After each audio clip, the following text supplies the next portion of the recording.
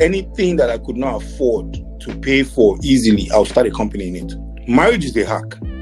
I hate the idea of not having enough. I hate the idea of a kid not having enough food to eat. I remember my mom would say we're fasting on Christmas Day, but in retrospect, it's because we didn't have what to eat. Wow. I don't know why I'm having this conversation with you, because I was just happy to be taking care of my wife. You and I will share 4K. You know, that extra 2K was important to me. I called this guy. He's like, "Oh, guy, you sure?" I said, "You will sleep in that shop in Lekki." Meaning you are not a Lekki face one guy. So I was selling him a dream. Your English is not even good, but one thing you must know: company culture. One thing we'll never do in TDA is tell a customer sorry. From 24 hours, I started giving people the people their clothes in 4 hours. Wait, what? I was not going back. Me too, I want to have artwork. I want to have artwork of $50,000 in my back. Now I'm buying artworks. I'm buying artworks that were worth, and I'd been laughed at severally. This Lagos, they won't laugh at me. I saw a problem. I saw the problem of tailors not being able to keep to time. Tailors not knowing when to scale. Tailors not understanding that great CEOs are actually lazy in nature. We were not even good. Our sewing was subpar. Bro, we now have people buying gifts. I promise you don't want to miss this one. This is our first episode behind the mind, where we go into the hood and go into the mindset of a lot of people who are making huge contributions in the world. People who I consider high receivers, not high achievers. Because I believe that the difference between the successful and those who aren't isn't the ability to achieve, but in the ability to receive what is readily available around them. They have turned their obstacles into hurdles. They have turned things that would normally stop people into things that they are able to scale over to get to their goals faster. In this video, I interviewed Aliu, TDA. He started off with a tailoring business while having a lucrative 9-to-5 career, and is now on the verge of taking that business to actually becoming a bank. Like, it is mind-blowing, and if this doesn't inspire you, I don't know what will. The first 30 minutes, we're going to be diving into his background, where he's coming from. I believe that is very, very critical to understanding the rest of the story. To truly understand the mindset of someone, you need to understand where they're coming from. And so watch the first 30 minutes to figure out the background of where this guy is coming from. He has been able to overcome a lot of obstacles and challenges, and now to focus on how he was able to transition into building the empire that he's currently working on. This is going to expand your mind, and I'm hoping it does the same way it did for mine. Enjoy this episode. I feel like your story is one that has really fascinated me. Every time I look at your IG stories, I'm like, how is this guy doing it, you know? And I was listening to a Jay Shetty. I don't know if you know him, Jay Shetty. He was in an interview recently, and I heard him say something that really struck me. He was like, he believes everyone should write a book, because when people leave, other people get to write your story, and their version of your story, even though it may not be incorrect, it will be incomplete. And that's why I decided to do this, because I want to hear the TDA story from your perspective. Like, what was your experience like growing up? What shaped your mindset, which I think is very critical? What was that defining moment that led to you creating TDA? How do you go from having a lucrative career to living and running this business full time? And what do you see the TDA brand becoming in the next 10 to 20 years? And I believe that this is important, because when you really help people, it's not just about giving them advice, because you can give people good advice, but if the good advice is falling on the wrong mindset, it is going to destroy the advice you're giving them. But I believe the best way to help people is to actually expose them to new experiences. Because when they're able to see new experiences, then they're able to challenge those limiting beliefs, right? So I want us to start at the very beginning. Like, who is Mr. TDA? Who is Aliu? Where did you grow up? What was your life like? And then we'll take it from there. Okay, my brother, thank you very much also for this. Truth is, I don't do interviews. I don't do podcasts, and there is a reason for it. The reason is I feel it is early to talk because of where I'm going to. I'm heading somewhere, and I feel like I've only buffered, say, 35%. So imagine talking at 35%. If I start to talk at 75%, I feel like it will make more sense. So by the end of next year, I'll be 40. I was going to write a book about my journey, especially in the last decade. It's been very interesting. The person that's meant to lead the book writing process has not been able to get a meeting with me in 4 months. So I don't think I've been in this country up to 180 days this year. As I'm talking to you, I was meant to meet with the person on Thursday. Say, you know what, let's even get this project started. Guess what? On Wednesday morning, I'm getting on a plane. I'm off to Hong Kong. From Hong Kong, I'm going to mainland China. From mainland China, I'm going to Atlanta. Atlanta, I'm going to Dallas. From Dallas, I'll be in Toronto. I'll be back in Dallas. I'll be back in Lagos. There's been no time. And that's why that book is not going to happen yet. Because I actually agree with you that books are necessary. In the course of telling you my story, I would also point out why books are necessary. For instance, it was the day I finished reading Shoe Dog by Phil Knight that I resigned my day. I finished reading that book, and I could just see the fact that I was holding myself back, and I resigned. Wow. And that was it. Now, take you back. TDA just is basic abbreviation of my name. It means the Dario Aliu Group companies. Dario Aliu, born 38, 39 years ago to a family that was, when you say, I don't like using the word poor, but there was absolutely nothing. Wow. There was nothing. I don't fault my parents for it. Mom was not really educated. Dad was there, here and there. No, really, we were not the average middle class family. We were below the middle class, you know. Unfortunately, lost my dad at 2. Losing my dad meant my mom, who wasn't all the way educated, was now with 5 kids alone, or six, and had to take care of them. Wow. From you that didn't have enough to now having to divide whatever the least you had with these 6. It was rough. When they say, thank God we don't look like what we've been through, that would be me. It was really, really, really, really rough on the streets of Obalende. Then after a while, my eldest sister got married very early, got married to someone who kind of became breadwinner for us. So she became the breadwinner. Unfortunately, after 2 years, she also died. Oh my goodness. So it was back-to-back blows, and look, it was just, well, we'll take whatever it is. If I end up being a cart pusher or somebody's driver, is what it is, you know, we take it, because Obalende grounds are very rough grounds. But as God will have it, I have an older brother, Mr. Aliu, who determined, look, this is not going to be our life. It was pretty tough, but he went to school and swore to it that the rest of us must go to school. So then I was in Mayflower primary school. I had to be in boarding house because my sister that died, the gentleman she got married to was in Ogun State. So she felt she should take me out, that I had a promising educational future. She should take me out and relieve my mom of the stress of one much. But after she died, I was in boarding house from primary 2 or so, just to reduce the stress on my mom. Now, what would happen next is I finished from that school. You know, I always write this because I was quite good in my studies, to be honest. I wrote the gifted children exam schools, wrote scholarships exam schools for Unity schools. I was just always trying my hands out at trying to get a scholarship.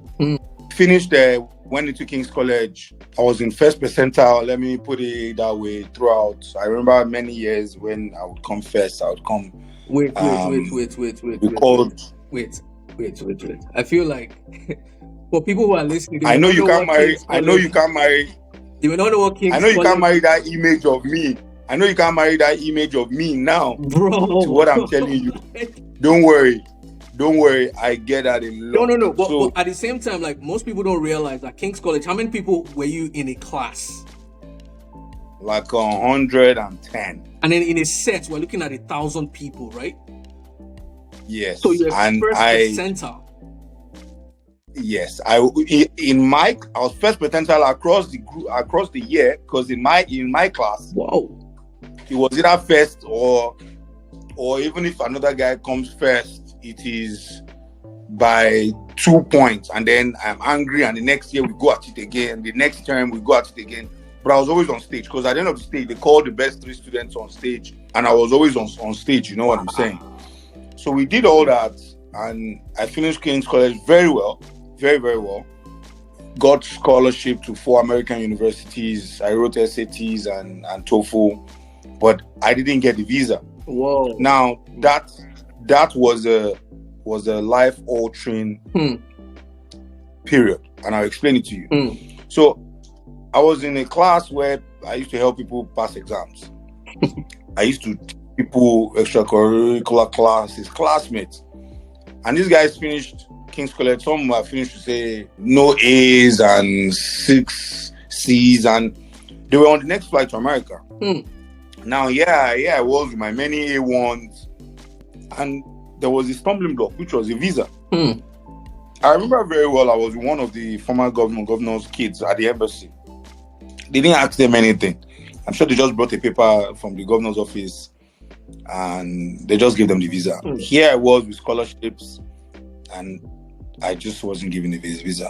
At that point, I was a child still, but there was a saying I started that it's not just what you know, but who you know. And that's where my decision to be a social butterfly started from.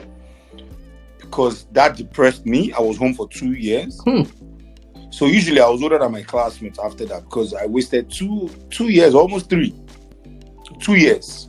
Then after that, my oldest brother, God bless him, decided to enroll me in Unilag diploma engineering.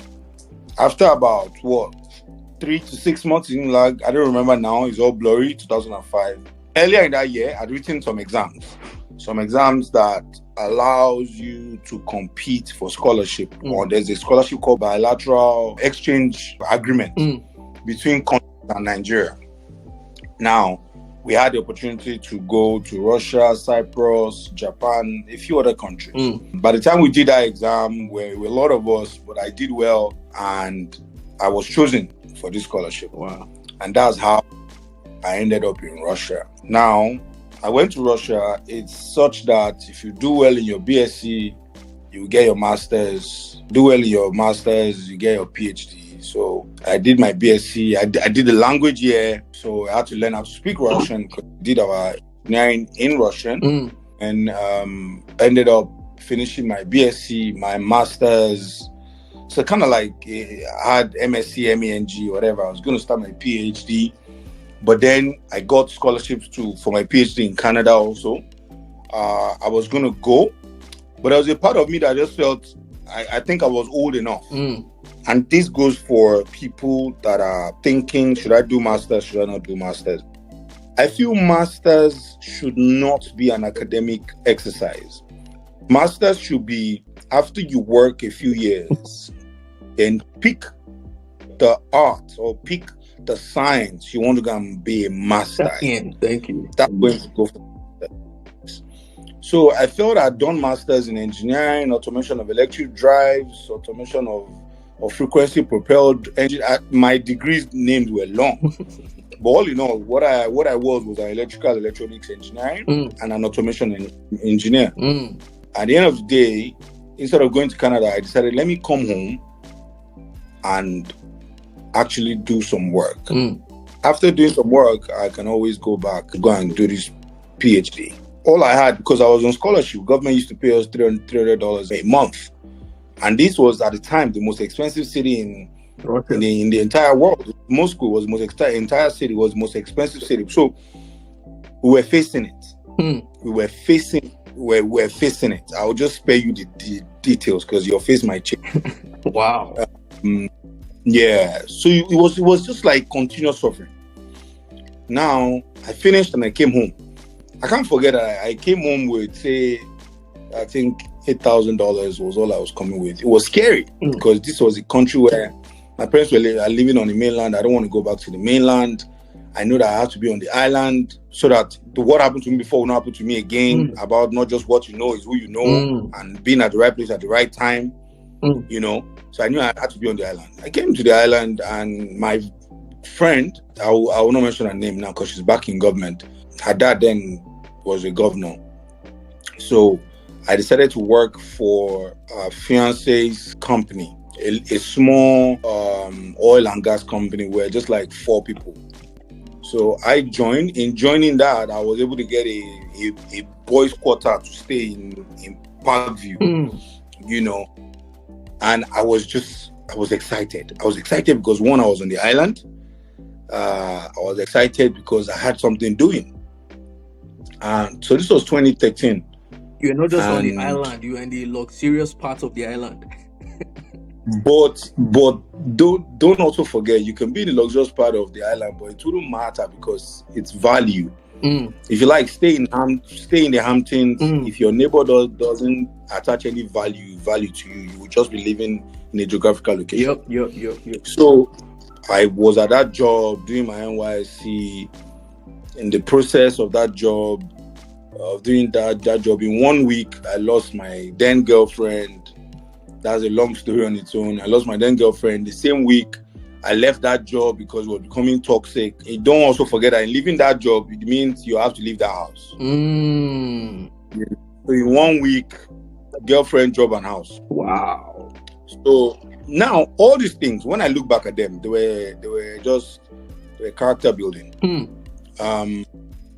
So I went to not even stay with, because I was given a whole apartment. One of my other friends, the mom, we grew up together back then on the mainland. Her mom owns a school, and her mom had like this 6 3-bedroom flats that she wasn't using in Lekki one. So don't forget that all I came up with was $8,000, which I am very happy I didn't even come back with too much, because I would have gotten lost, and you and I won't be having this conversation. Long story short, I was given that 3-bedroom flat. All I had going was 1 room, that place. God in His infinite mercies made all these things happen, because I might have returned to the mainland, because I was not going to use part of my remaining $7,000 to go and, you know. So for 6 months, no job, a new roof, no girl. And it was depressing because, I mean, I dated this person for 5 years. Wow. But I was fine. I needed that, you know, that period to remind myself of who I was, what I carried, the value I carried, and what was important. So at some point, what was important to me was a relationship. Unfortunately, after that relationship, what became the most important to me was adding value to self. I don't know if that was a good thing or bad thing, because after that, for six months, what I did was I gathered AC guys. So that was how I started my first company. It was called Moskvich Services. Moskvich it means in Russian, it means someone that went to Moscow. Why was that? Anything that I could not afford to pay for easily, I'll start a company in it. So my ACs used to spoil. And I realized that these AC guys, when they come, they just bill me 80,000, 100,000. Where am I getting this money from? So I gathered about 11 AC technicians, and I sat down with them. I agreed with them informally. Look, I'll use my network to get us jobs. I sat down around the table. And I can't forget, all I bought for those guys on that day was water and maybe granite or something. Because there was not much. I said, look, I don't have a job. All I have is my car and my house. And Lagos is such a very rude and unforgiving place. You know, you get laughed at, you get insulted, people will call you all sort of names because you are just being yourself and you're managing your situation. But people that God had blessed before you will make fun of you. And like I said, it's good because it was building character and it was building something. That's why they say stones that were thrown, you can use it to build, or you can stay under them as a rubble. Long story short, hold on, Derek. Sorry to cut you short. Because how old were you when you got those AC technicians together? But then I was 28. Oh, you're 28. Like, where did that mindset come from? I'm trying to figure out where your entrepreneurial mindset came from, because you went to school, did engineering. Oh, if we're talking about entrepreneurial mindset, then this started long ago. Because when I was in like those 3-4 months, I had a bike, I had a business center that they used to make calls. You know, then you go and make call at the business center. I won't call it entrepreneurial mindset. It was survival. Like hustle. There was nothing. I had to survive one way or the other. So I don't think it was. I don't want to attribute it to some special entrepreneurial skill. It was just survival. I had to survive. That's why I had an Okada and a business center that I had to just try and make work. Because who is going to be giving you money anyways? My allowance from my eldest brother, who was doing his best, was 5,000 naira. Wow. It was 5,000. Yeah, Unilag. You know what Unilag is. Obviously, I have to survive. I think this is important, because there are people who feel like, I mean, you've come from a very tough background. There are people who have come from that and feel like, what's my future saying? And what I'm hearing you say is that my background actually built the character that I have right now. And so don't waste the only season that you're in. It's the only way, my brother. It's the only way. It's the only way. And that's why I said I'm saying this story at 35%, because the next few months are going to be interesting for TDA. I think I was hinting you. Yeah.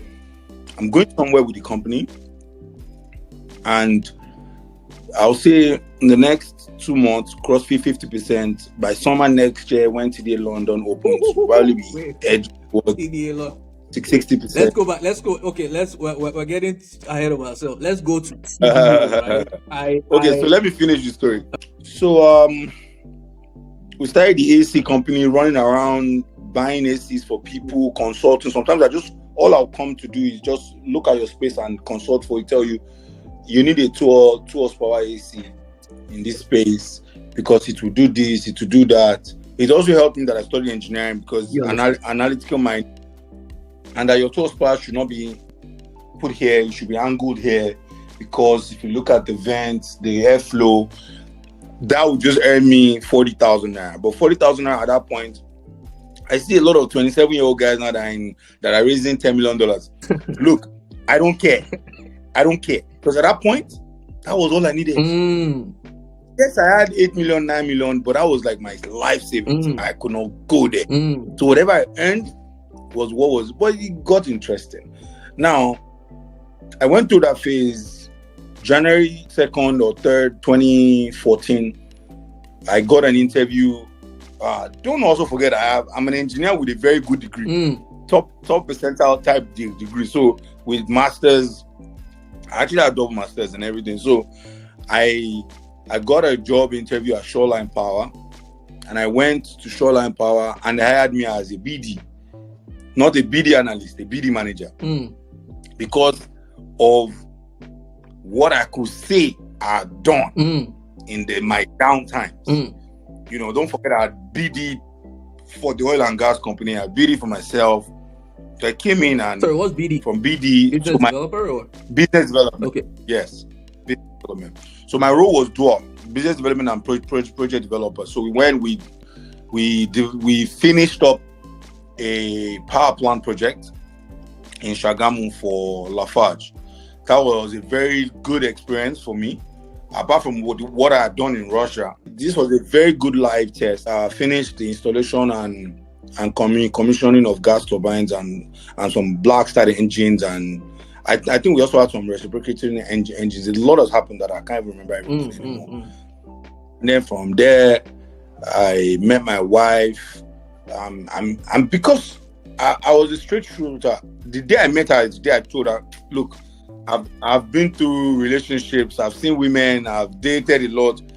Meeting you, I just have a good inkling. She's a good woman. She's actually a good woman. And I met her and we got married. It was a loud wedding, which to me was just a wedding for the parents. I'm going to redo my wedding when we are 10 years. I'm actually going to do a proper wedding. And then, you see, marriage is a hack. marriage is a hack in the sense that even the Bible said one would chase 1,000 and two would chase 10,000. I mean, the blessings of two shall become one. What it does in real terms, not even biblical terms, is that it gingers you to do more. I remember the first 5 months of marriage, I wasn't sleeping well. I wasn't sleeping well because every time I look at my side, I'm seeing a woman that has been betrothed to me. Let me use ancient words. It meant that this was me that was still struggling. Now having someone that I have to take care of. Because then I was 30. I was staying up. Like, I could not sleep because I knew I needed to make money. I have to take care of this girl. Was that a function of your background and where you were coming from? Because you didn't want the same thing to replicate itself? No. In fact, I spoke it so much now, it's scaring me. It's scaring me that because I hate poverty so much now. I hate the idea of poverty so much. I hate the idea of not having enough. I hate the idea of not being empowered. I hate the idea of being deprived of some things in life. I hate the idea of one's values not being enhanced. I hate the idea of a kid not having enough food to eat. I remember my mom would say we're fasting on Christmas Day, but in retrospect, it's because we didn't have what to eat. Wow. You know? So I look at my kids and they will get only the best. God does not tire. But it's also scary because you think about it. The reason why we are go-getters is because of some of the things that we faced. Now, finishing up that story, sleepless nights. So I obviously started enhancing using my salary. How much was I earning? 300,000. Because of economic downturn, became 290,000. It was funny. It was a joke to a lot of people. But my mates were earning 2 million. But I was happy. One, I was earning. I had something I could use to feed this woman. I was moving around in town with my head high, but I knew what was pinching me. I knew where I was financially. I didn't used to sleep. My blood pressure was up. After a while, I changed my job. I went to Honeywell. At Honeywell, I came in as a project engineer. Luckily for me, every year I was promoted because I think they always felt I was underhired because of the things we were doing. We went on to do a replanting of a plant in Apapa. We built greenfield, a whole power plant in Shagamu. We did quite a lot of things in Honeywell, which I'm very grateful to Dr. Obal today, because he also chose me to be close to him. I travel with him, I do all that and everything. So someone would think what I saw was how to run a business, no, or how to navigate the business, no, because you don't go into meetings with Dr. Obal today. What I saw is the difference between poverty and wealth. What I saw is that there is a better life. Exposure. In these two places I worked, I learned how to run a business and how not to run a business. Learn how not to run a business is just as important as learning how to run a business. Absolutely. I don't know why I'm having this conversation with you, because I normally don't talk about these things because I feel it's premature. But I'll go on. Now, my salary had gotten to 700,000. Some of my mates were earning 3 million. I wasn't perturbed. You see, you will not be perturbed by the silent hours. I was just happy to be taking care of my wife. There was nothing more. There was nothing more to be able to look at my wife and see that she's not suffering. Because I should not suffer and bring another person to suffer. That's it to kill me. But God will have it. 2017 December, the crossover service, House on the Rock. Pastor Paul said there are a lot of you that are carrying more value in you than you know. And when you start talking about value, me, I just listen more because I believe in. He said, how about you enhance what is already in your hands and do the following things. So just 6 months before that, I started sewing for people from my booth. I had a cousin. I have a cousin who is in America now. He will come. I'll tell him, go to Muiwa's office, go and take his measurement, take the outfit of Balinde, sew it. If you charge him 10K, the guy of Balinde will collect 3-5. You and I will share 4K. You know, that extra 2K was important to me. To somebody else, it didn't matter. That was all the dashing put that packing. But don't worry, this was my own reality. I'm okay. So people have to learn. People have to learn that there is time and seasons. It's okay not to have what another person has. It's just not your time. It's not your time.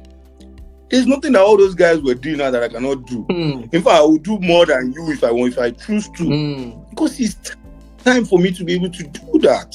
Yes, he's older in life, because I wish I could do these things when I was 29. But I'm glad I wasn't able to do those things when I was 29. I'm glad I'm able to do them when I'm 38. Yeah. Do you know what I'm saying? I'm glad that I'm only able to do them now that I'm 38. It's okay. This is my own time. And I will leave it, and I'll be grateful to God for it. Now, you know, we used to do that. We used to share very little money, but I was happy doing it. Driving cars that I wasn't happy driving, but it was okay. I remember I used to go to sleep. I couldn't even buy a bottle of Hennessy. You know, that was 35K there, but it was okay. Now I can go to Zaza and spend 4 million a night. But guess what? It is okay. It just means this is the time I'm able to do it. You know, contentment. My brothers, I'm talking to you now. I have friends that are way richer than me, that are men. If these guys should ball out, guess what? I am happy. Okay. There'll be time, we'll be in my private jet. We'll talk about this day. It's okay. Long story short, while in Honeywell, you know, I was doing this sewing small. But what happened was, I saw a problem. I saw the problem of tailors not being able to keep to time. Tailors not knowing when to scale. Tailors not having the knowledge that scaling is a possibility. Tailors not knowing that they are CEOs. Tailors not understanding that great CEOs are actually lazy in nature. It is 12:25. I'm on the phone with you. I'm probably wearing boxes. Do you understand? It's not because I have 70 people that are working. You know, yeah. I'm oscillating the story back and forth so that you can relate to it. Yep. Yeah. Now, while in Honeywell, enjoy myself, but projects were not turning out as fast as I would want them to turn out. So obviously, I'm a very energetic guy. I think I'm borderline ADHD. I always want to be on it. I always want to be on something. To the moment you're not using my energy, I'm doing something else. So I started reading books. At the same time, 2017 December, Pastor Paul said, you can actually have people working for you by creating a team, by empowering the team, by sharing your dream with the team, you know, by not being perturbed by the silent hours, by creating value, by ensuring that you are relevant in whatever industry you choose. You know, as I was saying all these things, I wrote them down. It's on this phone, it's on my notepad, and the date has not changed. The hour and the date has not changed. It was 2018. Pastor Paul preaches into the new year. He doesn't stop to say Happy New Year, you know, then we'll continue preaching. I can't forget it was zero. I think it was like 23:48, 2017 December. Show you how close we are to the new year. When he said all these things, I picked 4 lines for me. Do not be perturbed by the silent hours, because other people are doing well. Just be calm. 2 is start something of value. Solve a problem. While solving the problem, be relevant in it. While doing that, create a machinery that can work in your absence. So I picked those 4 things. And January 2nd, by then my salary was 650,000 or so. But guess what? I was okay. I was okay with it, because that was what God said I would earn at that time. No matter what I did, I applied to Chevron. I almost got in. There's always one story, but it's okay. Long story short, I approached 10 of my friends, about 15 of my friends. Some didn't come through, but God bless those 10 guys. I borrowed 200K from them. 2018, first week of 2018. 200,000 naira. 2018, when I had friends that were receiving 4 million salary. But I was okay with it. Time and chance. I bought 2,000 naira from 10 of them. That was 2 million naira. I went into Lekki Phase 1. I rented the space for 1.4. I got 2 machines, 150K, 100K. I went to Jakonde. I met one young boy, Ahmed. I said, Ahmed, come. Before I started talking, take this 20,000. I was like, I said, because listen, I want you and I to break bread. Come. You are not even good yet in sewing. So it means that you and I are not good in anything. I'm only good in talking. Anyway, so I called this guy. He's like, okay, are you sure? I said, you will sleep in that shop in Lekki. Meaning you are not a Lekki Phase 1 guy. So I was selling him a dream. You are not a Lekki Phase 1 guy. My brother, did I know everything I was doing? I wasn't sure. But I started. 2 million naira. I knew I could not. This shop might not be able to pay for 2 million naira. So guess where I was paying this 2 million naira from? From my salary, my day job. But what I set out to do was, look, and I sat down with him. I said, your English is not even good, but one thing you must know, company culture. One thing we'll never do in TDA is tell a customer sorry. So anything that will make us tell a customer sorry, let's avoid it. Bro, I've taken a cap. I've taken one cap, 2,000 naira cap. Then it was even 1.5.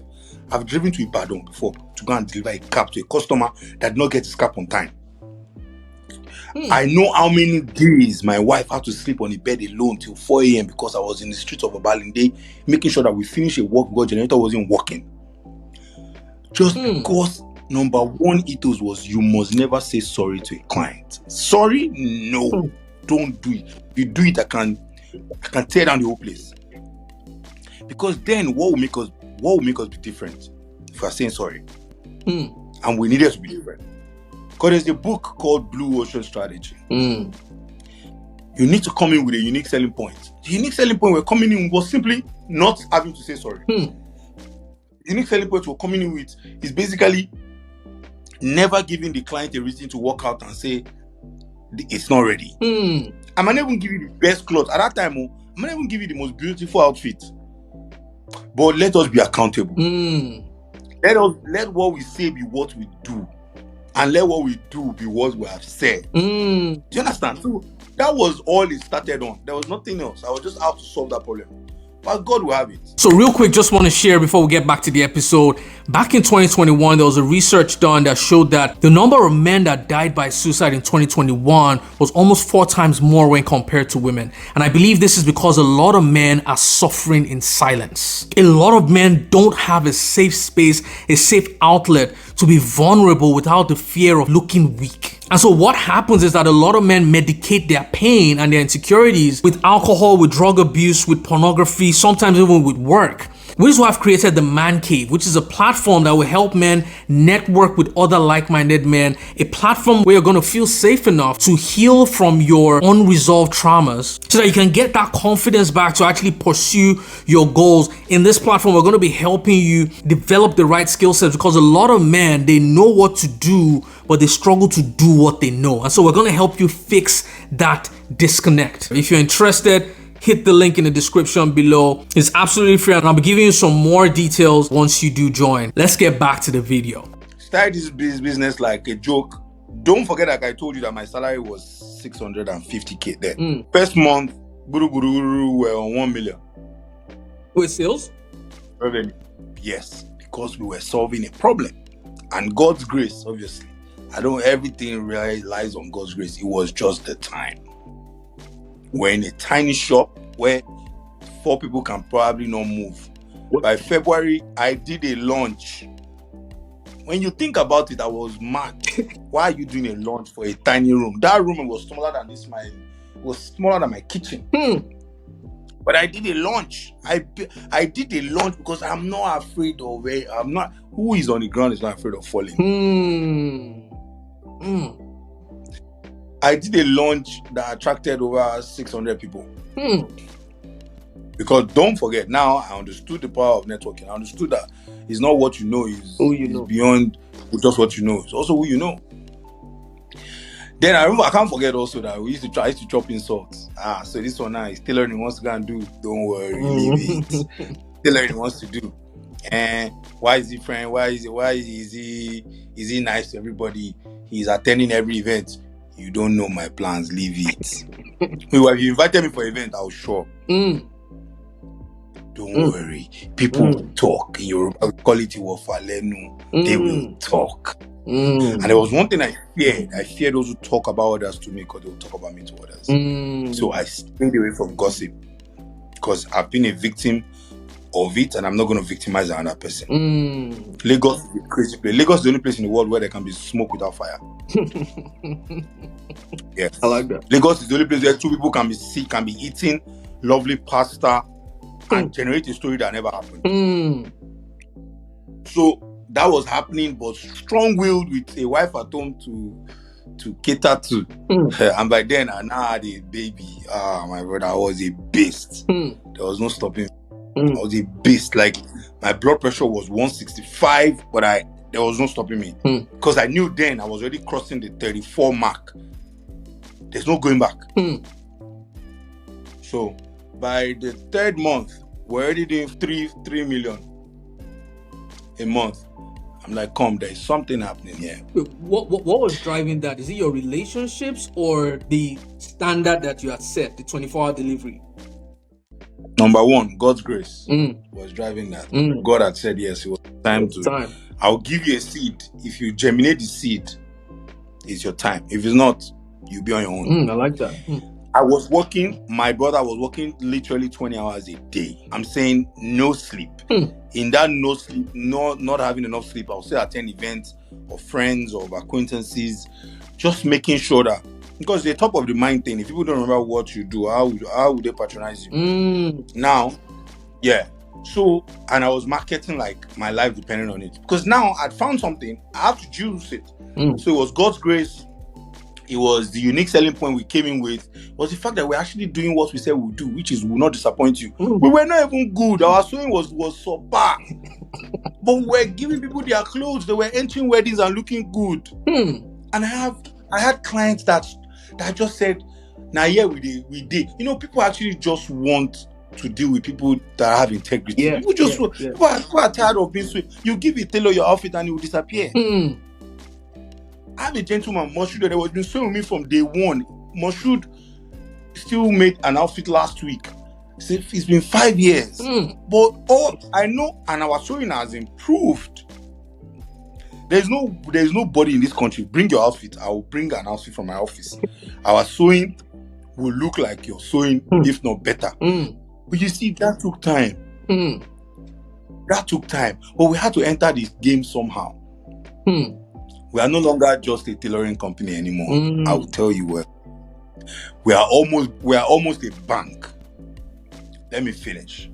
So, we started all this, and then I realized that the place was too small. I brought in a second tailor because the demand was growing. I got a bigger space upstairs for 2.5 million because now we have started doing 4-5 million a month. We have an accountant. That means I was now paying 3 people's salary. My tailor, the manager. God bless my manager, real one. He was one that traveled to Rwanda with me. He's one of the guys. And my driver. So my driver was like somehow the procurement manager because he was driving my wife during the day, was procuring for me in the evening. My manager was the one that was handling me because I don't forget, I still had a day job. Yeah. A day job that was demanding my life because I had to run to Shagamu every day. We're building the plant. I had to travel with my chairman. I had to do all these things. So how I was doing it, in fact, right now, I don't think I would have been able to do what I was doing then. It was insane. I ended up in the hospital a lot. My blood pressure was insane. But I had to do that because I did not have the opportunity to work less and earn more. So I had to do more to catch up. And I wasn't looking at my side. Whether you had more than me or not, it did not concern me. My brother, I have friends that had way more. It did not concern me. Have it. I'm happy for you. See that one I'm chasing for me and my family, I will chase it. Long story short, that 2018, by the end of 2018, we had done some good numbers because we had moved to a bigger place and I had 7-8 tailors. And I'm looking at it, I'm like, I can actually have 100 tailors if I can have 7. So that mind of I can do anything. If I sat on stage with some people and I said it, I'm going to have 100 tailors soon. Soon, I didn't know what it was. Soon could have been 2 years. I was just saying it forward. Now, all this, there's something underneath. Hard work. My brother, I was working hard. I was working harder than the average Joe. Because I had no options. 2019 came and I knew that place was now too small again because the orders were coming in. People were tired of tailors messing them up. That unique selling point was just God-given. Which is, don't worry, in 24 hours, come. And we're selling for 10,000 naira. We're selling for just 10,000 naira. I was happy making less but getting for more volumes. people. Because I knew that in the long run, the volumes would translate. Because don't forget too, I went to school. There is something called bait and switch. There is acquire taste. There is the game of ease. That was when I went from selling clothes to selling convenience. So what I sell now is convenience. I'm not selling clothes anymore. I'm selling you just sitting there and knowing that you don't even have to talk to Dari. There are 6 numbers you can chat to and your clothes can be ready in 24 hours from your phone. You don't need to stand up. Wait, bro, like where are you getting all this wisdom from though? Is it books? Like, I know you talk about Pastor I don't Paul. think it's wisdom, my brother. It is poverty-induced survival skills. Yes, you can call it that. I was not going back. I was not going back. Me too, I want to have artwork.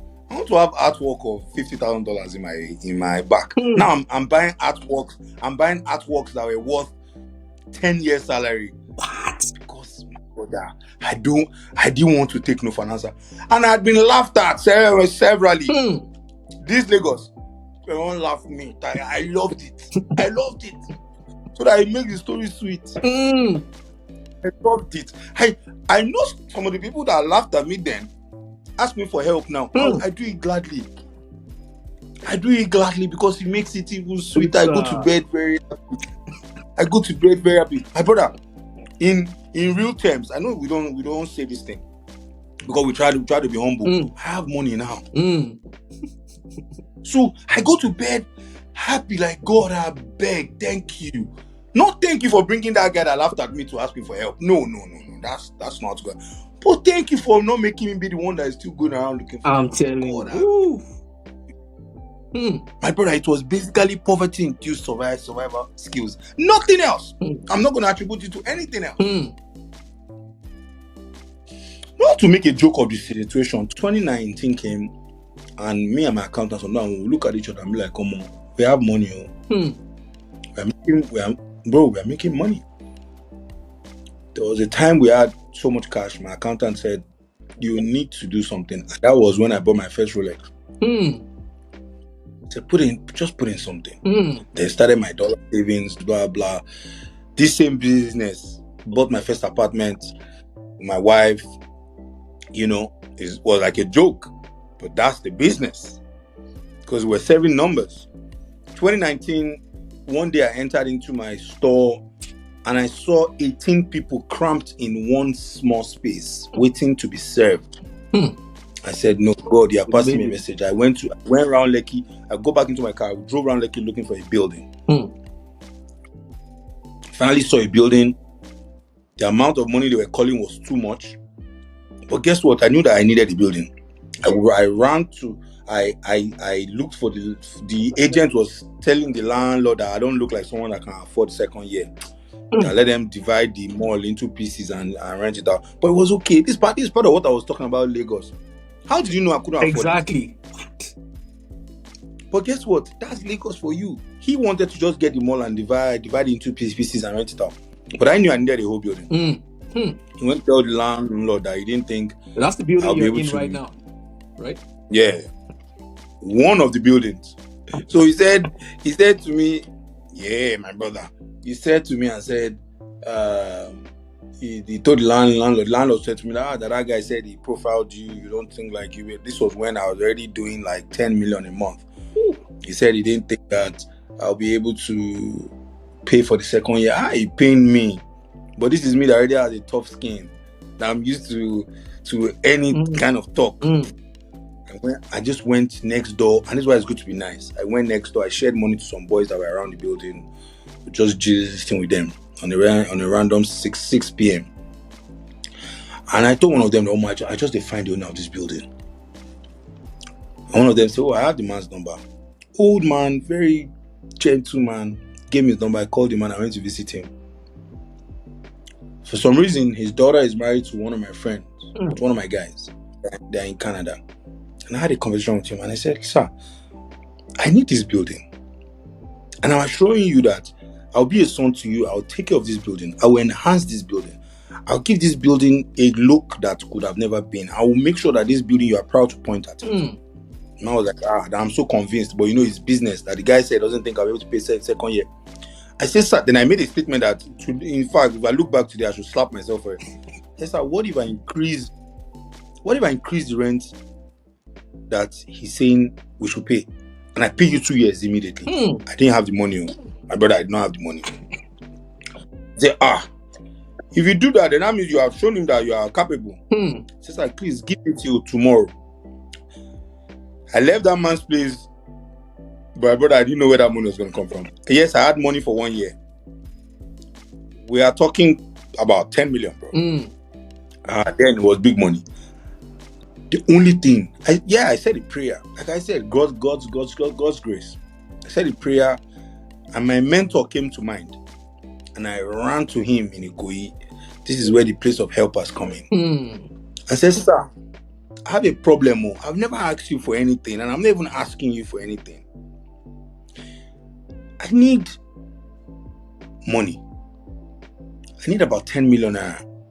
And it doesn't end there. I also need extra, like another 4 million, because I need to do up this building. Barest minimum." My mentor went upstairs, brought down $20,000 and said, "Take this money. I'm not asking for profit, but return it to me in dollars. It can be 1 year, it can be 2 years." My brother, now I hear this. When he gave me that money, I went to my landlord, I paid that man. Next morning, he was shocked. If I had never signed an agreement when he gave me the key. because I think what he saw was someone that I wasn't going to take no for an answer. If I was telling him that I'm ready to put workers on site as early as tonight, I didn't have money to pay workers. I didn't have workers. But, just that, I'm not going to stop. Belief. My brother, all glory to God. We went in, we did this project. I fainted in front of the building because, like I said, I wasn't resting. Almost done with the building. I fainted. Money ran out. I had to decide to put barbers downstairs and a salon downstairs just to reduce my expense because it just was impossible. My wife was turning 30 in 2020. Like, it was just a lot. I promised I was gonna, we're gonna travel for our 30th birthday. I couldn't go back on that. As much as business was important, family life was important. And I started to go to Dubai to come bring in fabrics for that new building. So it was a lot going on. My brother, we make this story sound sweet now, but it was rough. This I'm talking about is not, this is 2020 January, I'm talking about 2019 December. But I was reading books. I'm oscillating the story. I was reading books. 2019 by August, I was reading Shoe Dog, the story of Phil Knight, how Nike started. I finished reading that book. I messaged my family group. My family, I think I'm done with 9 to 5. My business is doing some good numbers. It requires my attention. I just read this book that I could match the story to my story. My eldest brother just typed, said, "If there's anybody I think can do well entrepreneurial, it will be you, Dari." My brother, you don't know what that ginger did to me. The next day, I went, I dropped my resignation letter. My resignation letter was not accepted. So as I'm talking to you, I was not allowed to resign. my letter was not accepted. I didn't get a send forth. I did not get I said, okay, you know what, I'll proceed on a health leave. Because my blood pressure was near 170. Yeah. It was a crazy. I remember Reddington used to hold me down then, that I cannot leave. They seize my phones because my head was running. Because now, don't forget, for the longest time, I didn't have enough. All of a sudden, I found a niche that I can squeeze. Then you now want me to leave it? No. I wasn't gonna have that. And I just also saw an opportunity for me to stop worrying about money. Money is important, though, brother. For me to stop worrying about money. Now, if there's any bill in my office, if I tell my staff, you have the right to spend up to $1 million without approval, just spend it. Just make sure if I ask you questions, you can answer. Thank you. So, I don't want to worry about money anymore. What will make you not worry about money is create value on a larger scale. And that's why it seems like I'm always expanding. TDA Ghana will be ready by December. Why am I expanding? I'm working on TDA. Why am I expanding? Because I can do a lot of things, bro. I'm an engineer. I'm a first class engineer. I can do my engineering. I can be in politics. I could have followed this new government and gone to go and look for a position. But no, what God has put in my hands is what I want to squeeze. Simple. So, long story short, I resigned.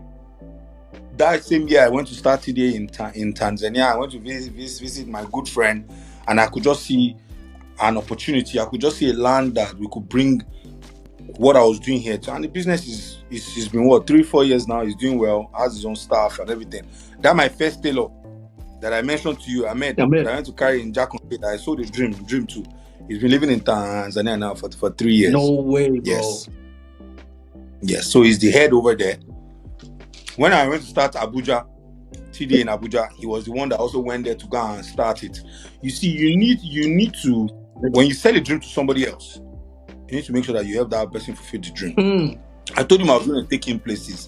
I told him I was going to make him money. I told him we're going to grow. So as we grow, I make sure he's following the growth. I make sure he's part of it. When he went to Tanzania and saw how soft the life in Tanzania, he said he's not coming back. So it's his choice. It's his choice to remain there. He's happy. The way, I can't forget the day he was living. His family was so happy and all that. Let me come back to the story. In February 2020, we launched this building. All the proceeds we made, I could have taken it and put it back in the business. So the business might even have been bigger than this. But do you know what I did? I gathered all that money. I changed back into $20,000. I went to give my mentor back. He said, no, but I told you to take your time. 1 year, 2 years, sir. I'm a bad businessman. I don't know how to owe. Take the. I always want to have no debt on my book. It's not a good thing, but there is also a book that I read, other people's money. However, I'm not following that because I don't like to have any debt on my books. I want whatever I have to be mine. I want a situation where I'm going to sleep without the fear of anybody taking over this business, because I know how much sweat I've put into this business. So it's been bootstrapping. And we're growing and growing and growing. We're almost 76 now. About 35 tailors working round the clock. I gathered this money. I went to give my mentor back. He didn't believe it. He's like, but how? Boom, COVID started. I was depressed during COVID. I was depressed because we're just about to start making money. And this happened. My wife and I were in the same house. I wasn't talking to her. She couldn't get it. Couldn't get it because now I'm like, God, I beg, I've suffered enough. This is about to be the time. And you had quit. You had quit at this time, right? You had stopped your. I quit. Yes. I quit my job. So it was like, God, I beg, I'm back to this 8 million again. Of course, but I had savings. Before I left my 9 to 5, I had savings. But those savings for me, I turned them into my kids' trust fund. So I just wanted to keep any money every day. And then now, I've seen the possibility of any money. Long story short, during COVID, of course, when your brain is working, that was how we started making masks. Oh yeah. But we were making masks. Trust me, we were making money during COVID. We were making masks, we were making money. We were making money, we were replying it. So I was paying all my tailors and staff salaries because I knew that this COVID will not last forever. And you don't want to lose these staff that you have trained so well, that you have transferred the culture to. And for me, it's just not about the business, about also the people. You know? So I was paying salaries, it was painful, but I was, because I knew that they also needed money. Lo and behold, before you know it, they opened us up. The beast in me started again. This time around, there were no limitations. We had a building, we had the staff. The market was slow, but it meant that we could, go for market share. And that was it, brother. There's no looking back. I didn't want to talk about our numbers on air. Yeah. Because of my tax people. They just come and say, give me everything. But man, it's been a beautiful story, Muiwa. Bro. It's been a story of sheer grit and not just stopping. Now, from there, I saw the opportunity to create TDA Retail last year, so that people, because what I keep trying to do is reduce the wait time. From 24 hours, I started giving the people that are closed in 4 hours. Wait, what? I started giving 4. Yeah. So as an engineer, I can tell you the process of sewing an outfit is 2 hours. Yes. The process of sewing an outfit is 2 hours.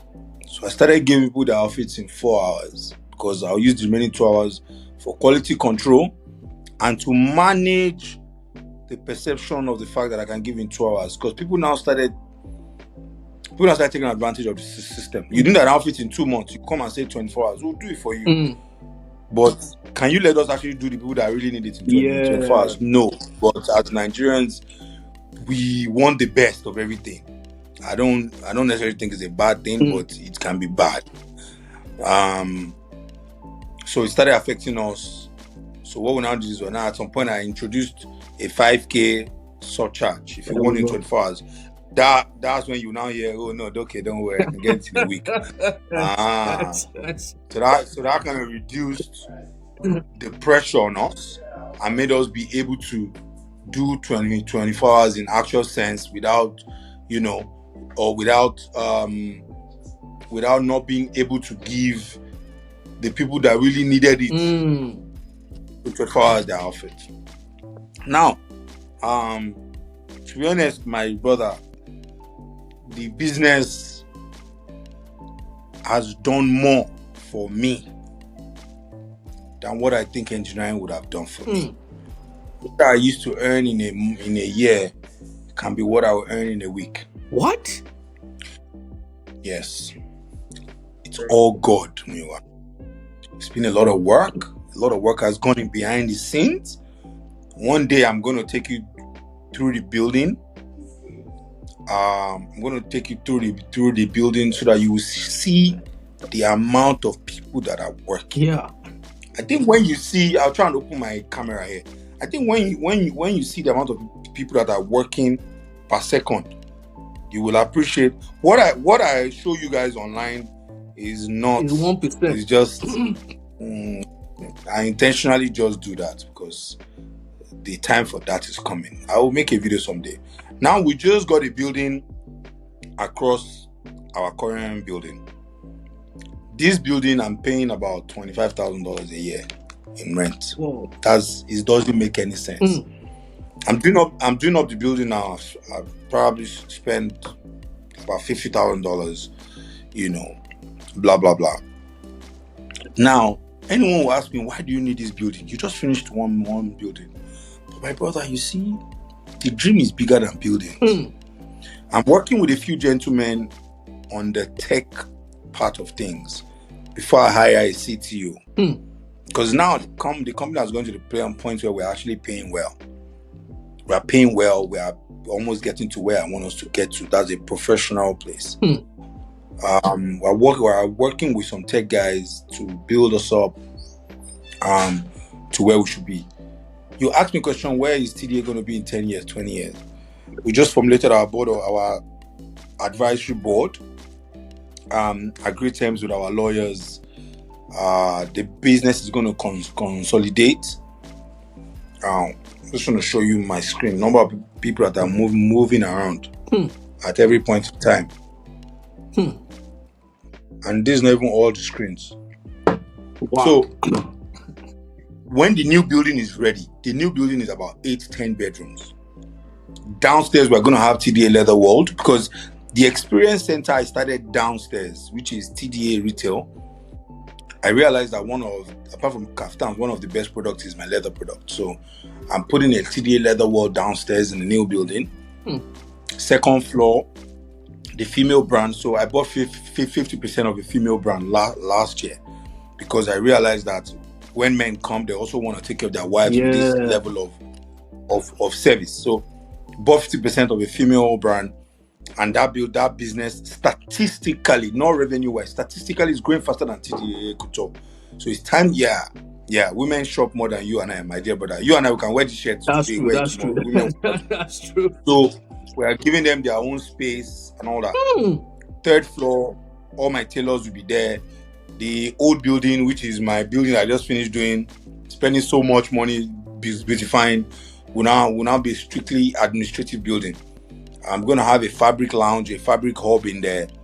I want to compete with the likes of Balogun. So you see me going to China, going to Turkey. Yeah, so I'm going to Hong Kong on Wednesday, but I'll be in China again, because I'm going to bring in my own containers and start to compete with the likes of Balogun. I don't see any reason why I should go back to Balogun when I open that place. So the business now, look at it, is from TDA Couture, TDA Fabrics, TDA Laundry. Like, it's leaving a trail. TDA Leather. In the leather place, I'm going to start manufacturing shoes. I'm going to have a TDA corporate cobbler, so you can bring your Ferragamo shoes to us. We'll take care of it. All this started from TDA Couture, from that one tailor, because we are not going to stop. And we're going to get this business to earning hundreds of millions of dollars. Look, there is a young man that I knew in America, Mike Amiri. Of course, now you cannot reach Mike anymore, because he's a billionaire. He's a multi-millionaire in US dollar. But I watch what he's doing. It's just like a rescue dog. I went to his office, his store in Shanghai, and I just kept my hands on. Like, the only difference between Mike and us is because they have access to capital. We don't have. As I don't have access to capital unless someone dare give me $3 million and see what I would do.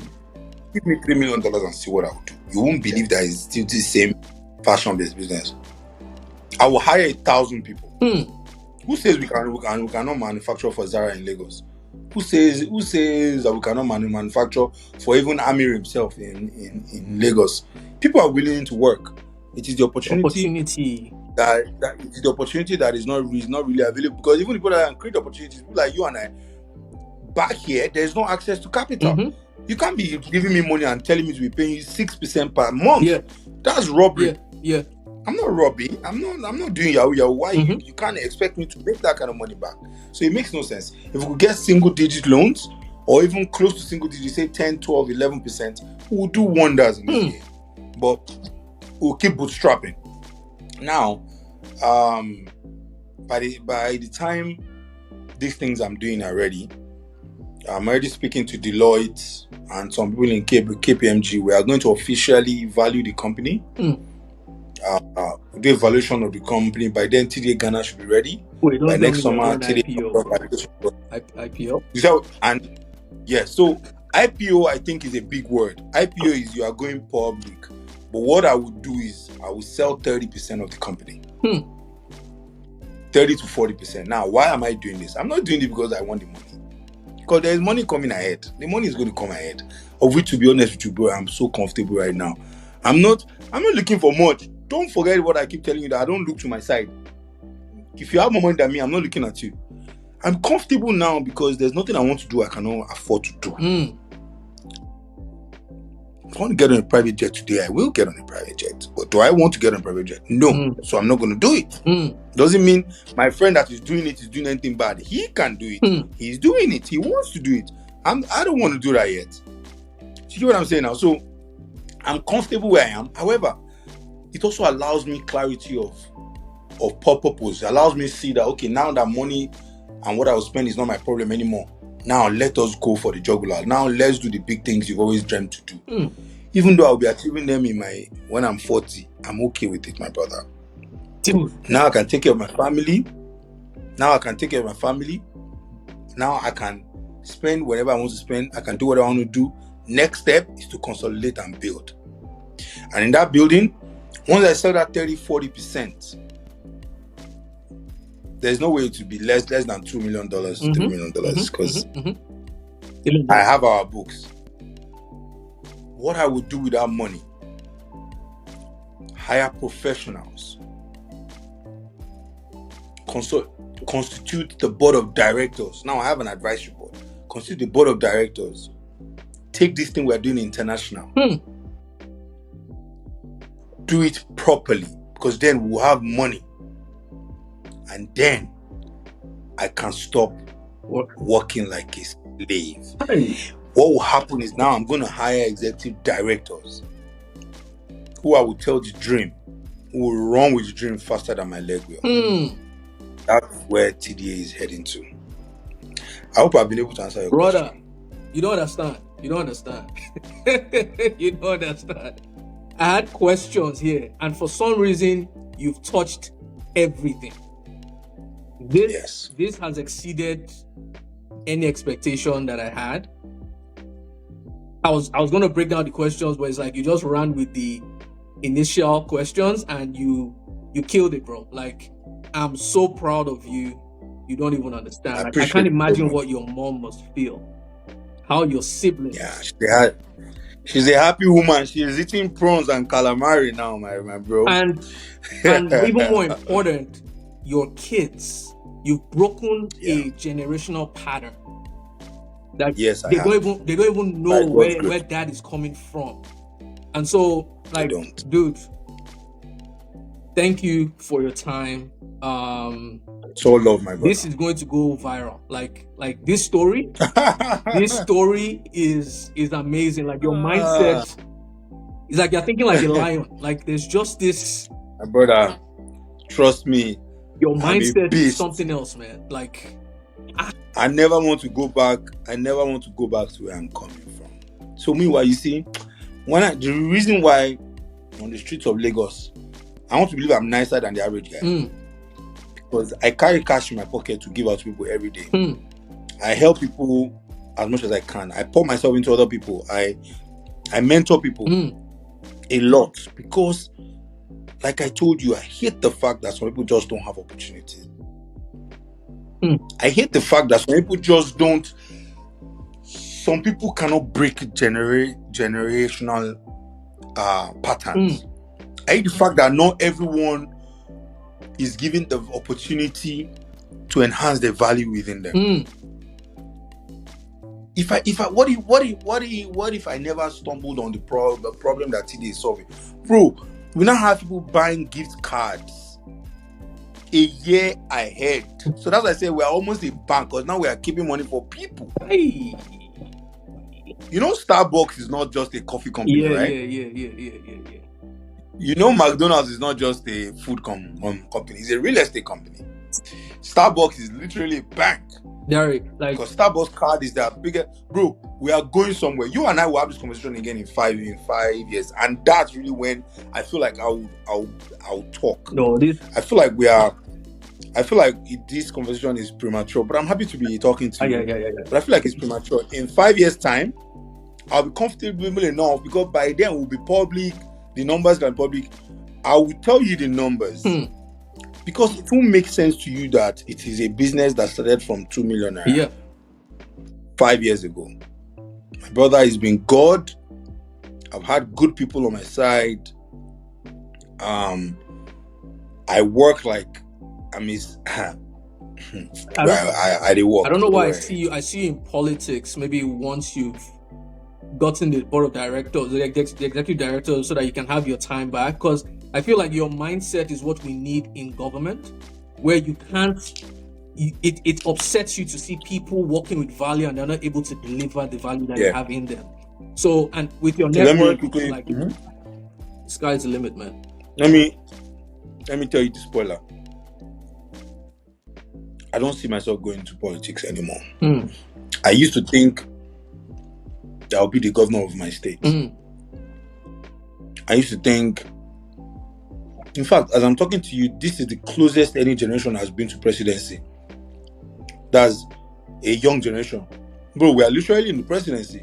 President's son is my guy.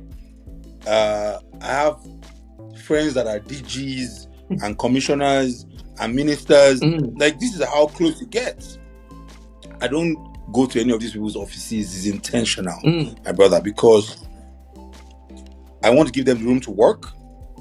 I want this country to work, not for me, for everybody. So I'm not going to go there with personal requests. If I'm ever going to talk to any of these guys, I'm going to talk to them about general development. Because for me, what matters is general prosperity, not individual prosperity. The more people have money around me, the less people I need to help. The less people you need to help, absolutely. The more people are prosperous, around me, the less people I need to help. So let me now actually tell you why I'm not going to join politics. I don't think we're on the right path yet. A lot of people go into government with good intentions, but they get there and they see the level of rot and they join. They just get tired, and after a while they become a part of the system. I think the first place we need to start from is a change of orientation. As a people, we need to be proud of this country. As a people, we need to collectively. I don't even believe we are 200 million anyways, but let's just say 200 million of us. We need to collectively come together and say, look, we want this country to be better. As long as some people want it to be better for themselves only, some people are just chopping money, some people just...